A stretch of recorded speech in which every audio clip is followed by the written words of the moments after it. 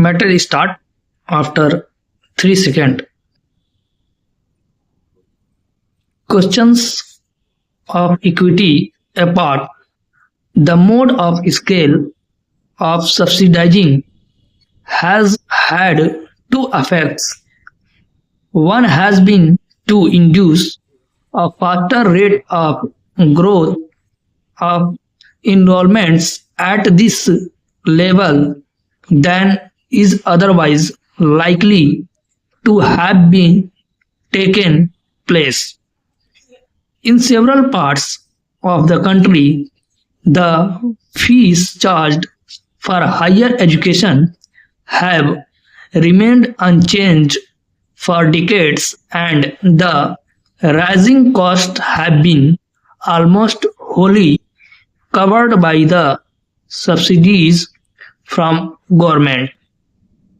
Higher education has therefore become almost free for those who are in a position to meet the other related expenses.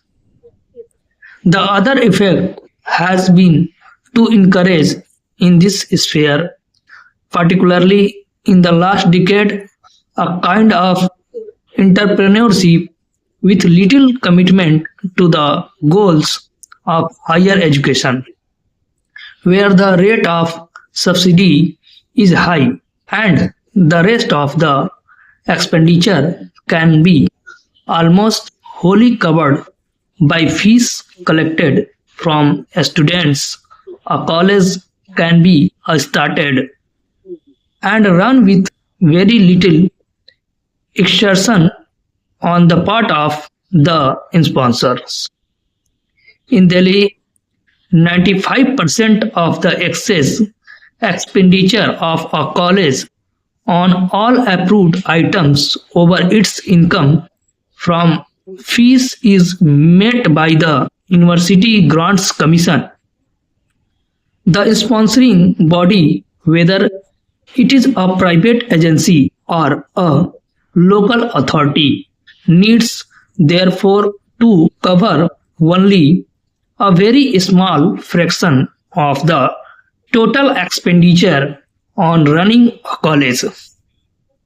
Naturally, there is no dearth of entrepreneurs for starting colleges with an eye on the patronage and influence they can exercise through their control over them.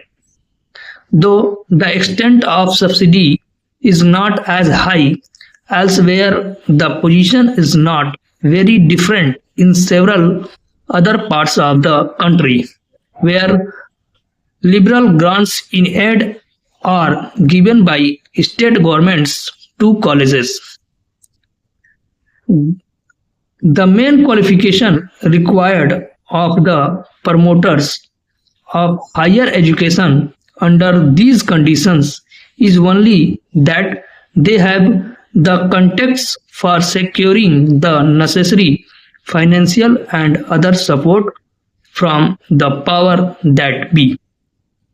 Where the rate of subsidy is not so high, some adjustments are called for. These are usually made in the fees charged from students and in the teacher-student ratios maintained. The annual fee for undergraduate educate ranges all the way from less than 100% student the colleges in Rajasthan to well over rupees 300 per student in Bombay. The average number of students assigned to a teacher also varies from as low as 12 in some areas to more than twice that figure in others. This subsidy has to be discontinued. Full stop, over.